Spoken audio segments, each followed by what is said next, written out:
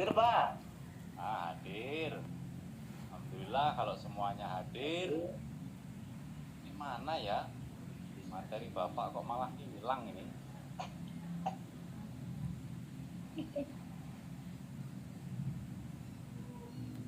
Bentar.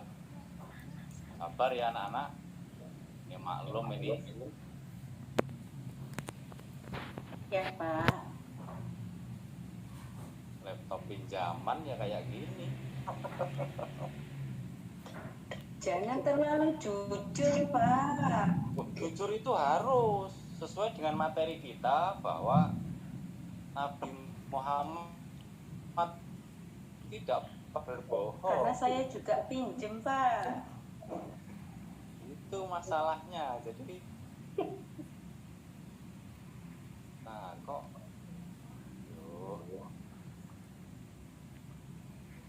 mana ini? Buka dulu materinya.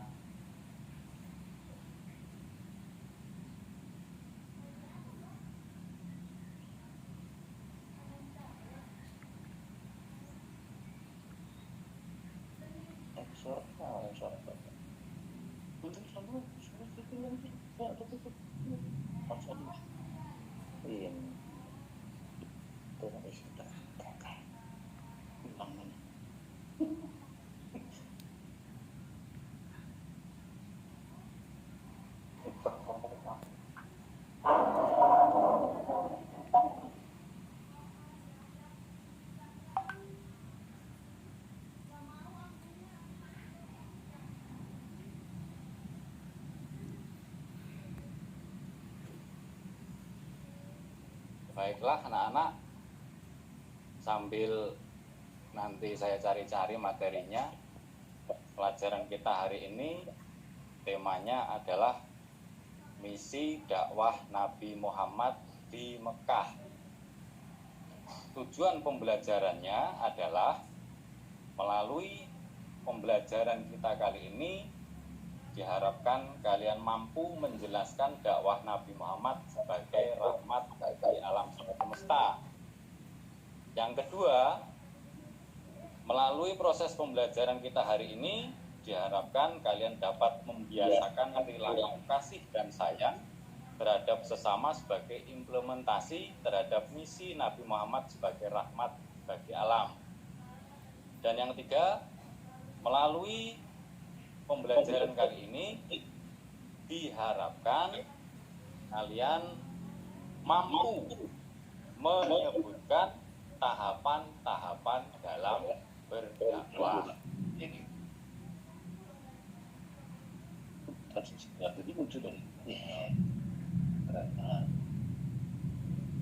Nah, ini. Baik, kita mulai. Sudah kelihatan anak-anak materinya?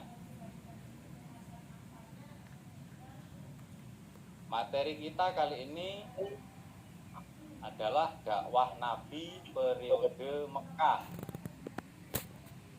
Peta konsepnya adalah yang pertama, pola dakwah Nabi Muhammad periode Mekah. Yang kedua, penindasan orang-orang Quraisy Mekah terhadap Nabi Muhammad dan para sahabat. Yang ketiga, meneladani perjuangan Nabi Muhammad dan para sahabat dalam menghadapi masyarakat Mekah. Yang keempat, mengambil ibrah dari misi Nabi Muhammad sebagai rahmat bagi alam semesta, pembawa kedamaian dan kemajuan masyarakat. Dan yang terakhir adalah hakikat misi dakwah Nabi Muhammad. Kita mulai. Masih ingat materi kemarin tentang bagaimana bangsa Arab kondisinya? Kondisi bangsa Arab sebelum Islam datang. Masih ingat kan bagaimana sifat keras mereka, bagaimana moral mereka? Nah, kali ini kita akan belajar tentang sejarah Nabi sejak lahir sampai kemudian beliau berdakwah. Kita mulai materinya.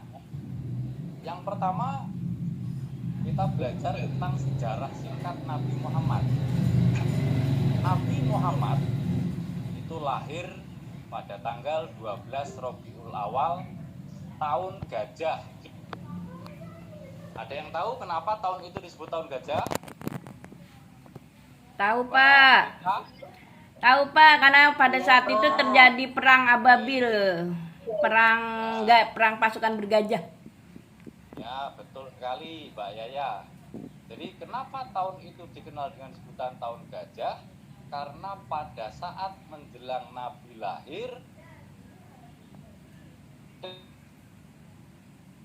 saja bersama pasukannya, raja itu bernama Raja Abraham, ingin Menyerang. Putus-putus. tahun. Ayah Nabi Muhammad itu bernama apa, Mak? Abdullah. Abdullah bin Abdul Muthalib. Kemudian ibunya bernama Aminah binti Wahab, dan Abdullah ini sudah meninggal dunia ketika Rasulullah masih dalam kandungan. Artinya Rasulullah itu lahir sudah dalam keadaan yatim.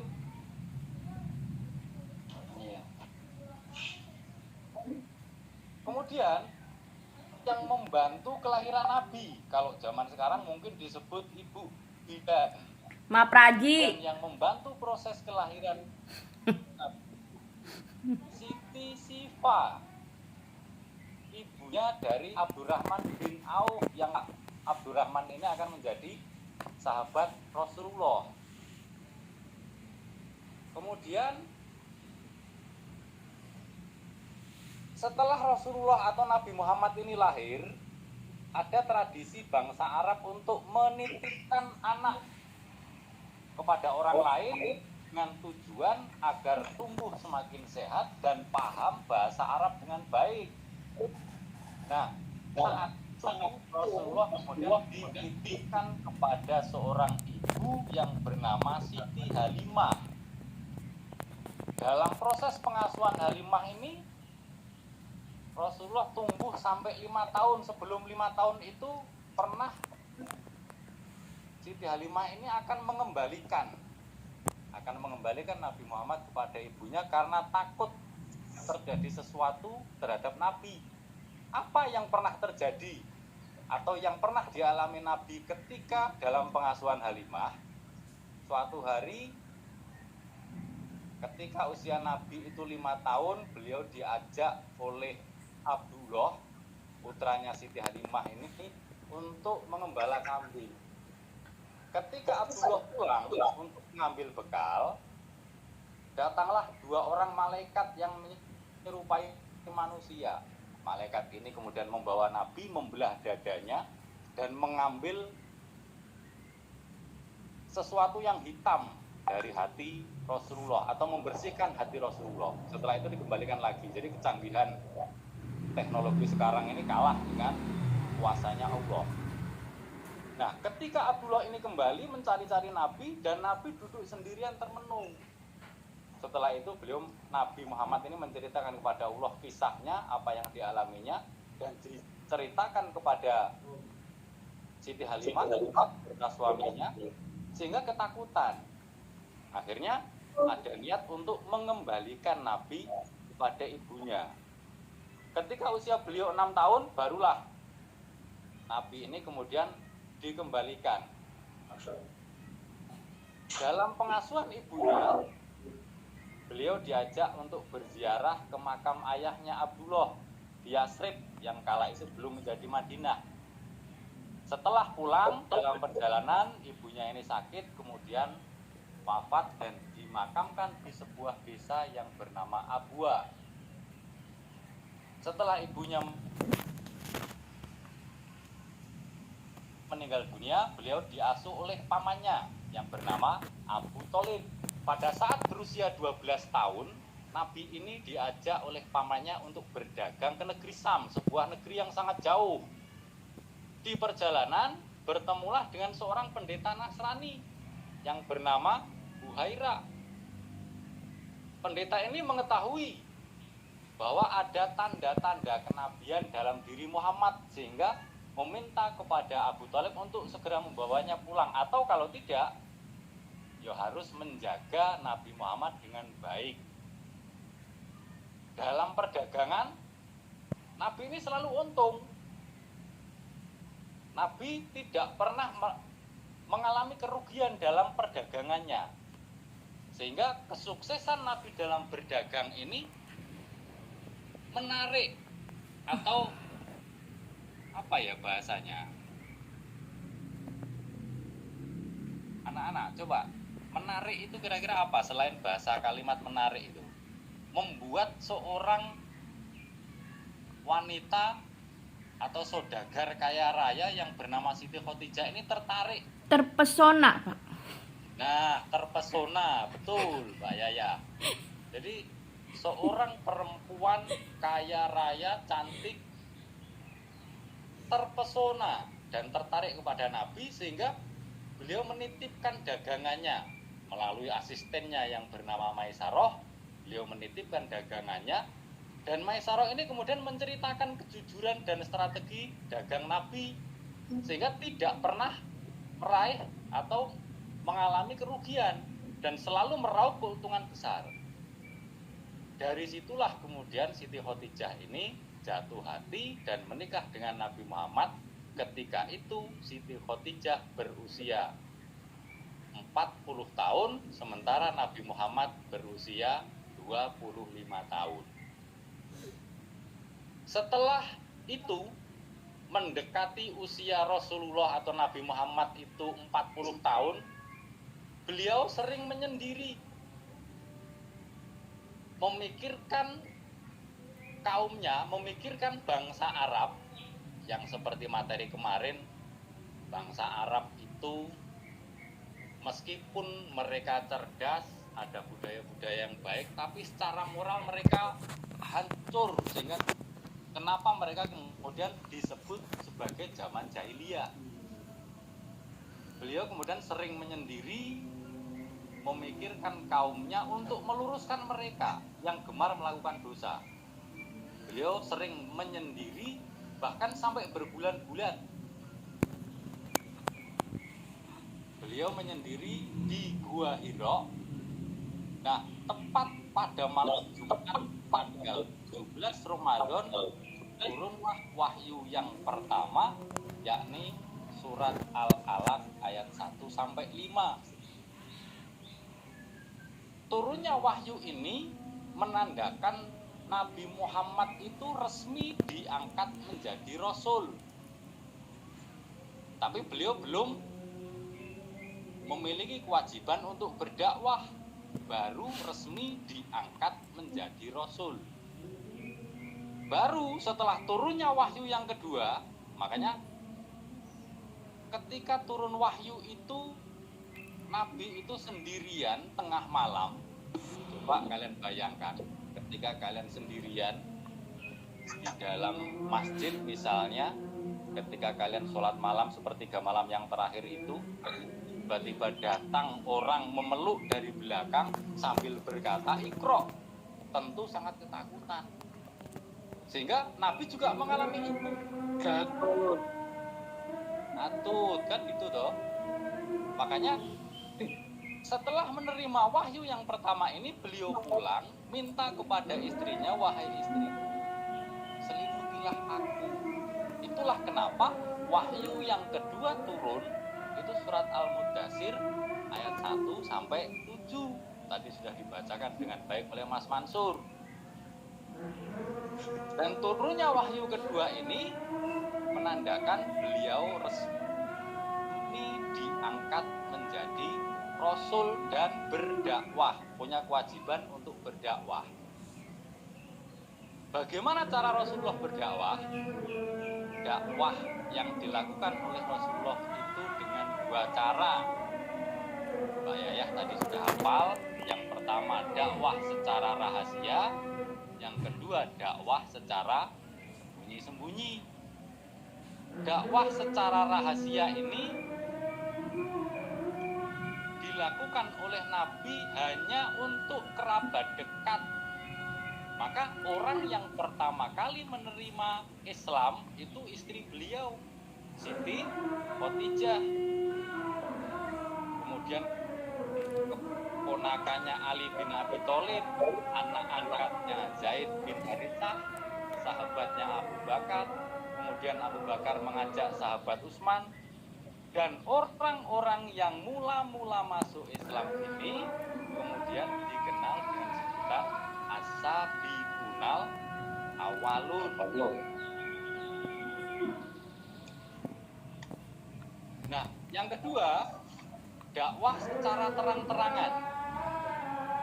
Dakwah dilakukan oleh Nabi secara terang-terangan setelah beliau menerima wahyu surat Al-Hijr ayat 94. Fasda bima tu'maru wa'arid anil musyrikin.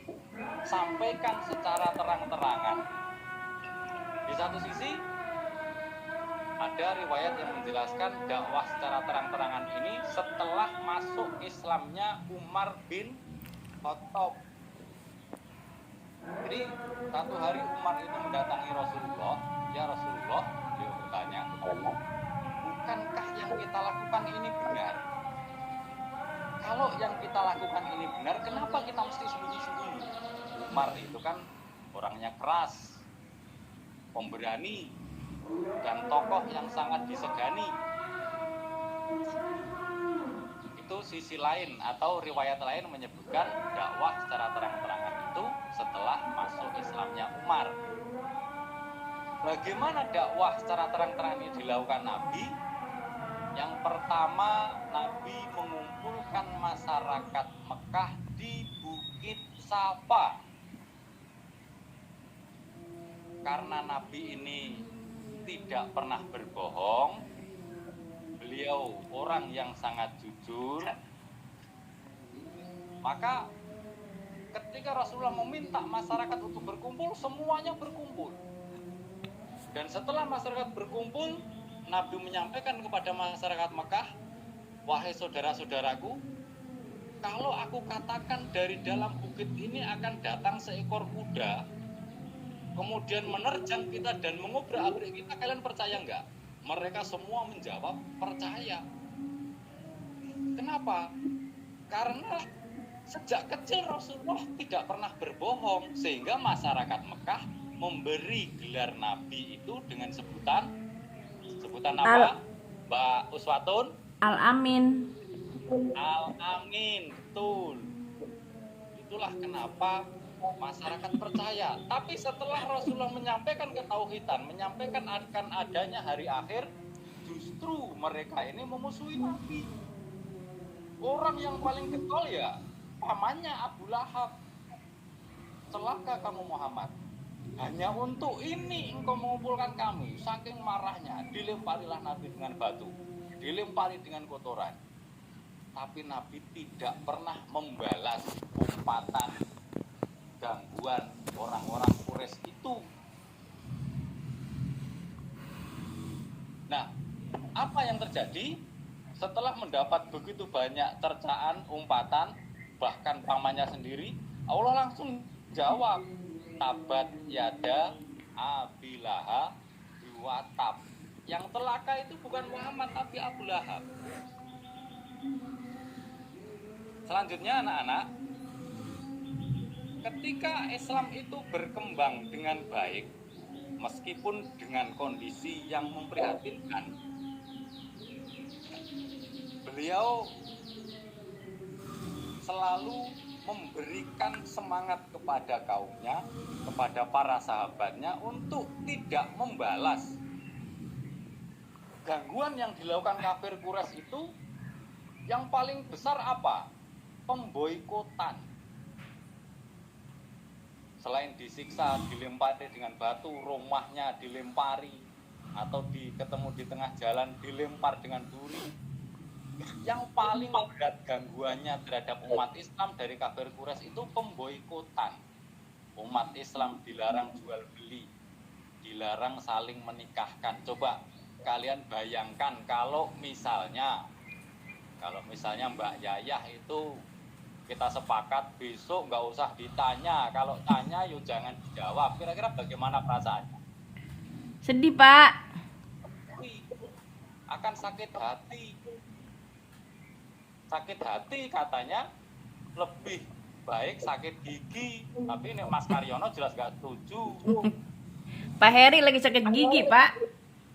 Itu ya. Kemudian saya lanjutkan anak-anak. Hakikat dari misi dakwah Nabi Muhammad itu diutus untuk menyempurnakan akhlak. Jadi kata kuncinya adalah Nabi Muhammad itu diutus untuk menyempurnakan akhlak masyarakat Arab khususnya dan umumnya kepada seluruh manusia dari kesesatan. Dan hanya dalam tempo 23 tahun atas bimbingan Allah, Nabi Muhammad berhasil membawa rahmat atau kebaikan-kebaikan bagi dunia ini. Hakikat misi dari dakwah Nabi Muhammad sebagai pembawa kemajuan masyarakat, Nabi Muhammad itu diutus kepada umat manusia, bukan hanya kepada bangsa Arab. Meskipun nanti di pelajaran berikutnya akan ada istilah kaum muslim Arab dan muslim non-Arab, itu nanti di materi berikutnya tentang dinasti Bani Umayyah. Baik anak-anak, mungkin materi Bapak hanya begitu, belum saya akhiri. Coba mari sama-sama kita simpulkan dari materi kita tadi.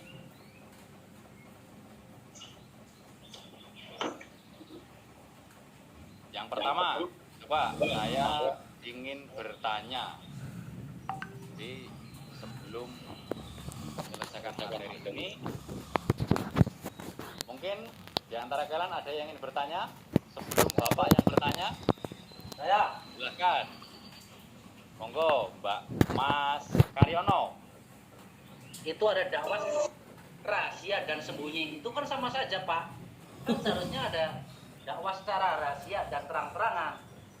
Tadi Bapak bilang dakwah secara rahasia dan sembunyi. Itu kan sama saja itu, Pak. Oh, gitu ya? Ya. Keliru berarti saya.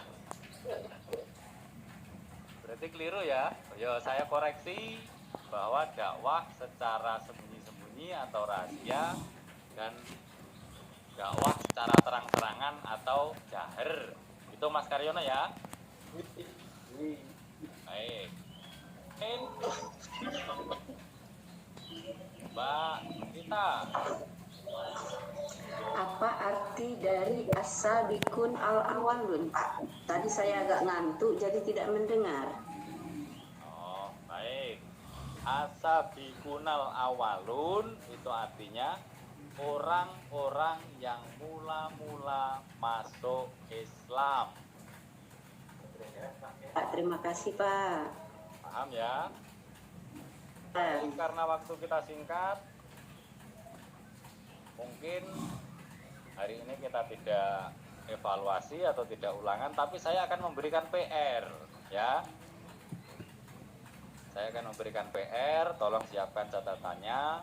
Yang pertama, tuliskan wahyu yang pertama kali turun surat Al-Alaq ayat 1 sampai 5, itu nomor 1. Yang nomor 2, tuliskan wahyu yang kedua turun surat Al-Mudaththir ayat 1 sampai 7. Mungkin itu ya anak-anak. Dan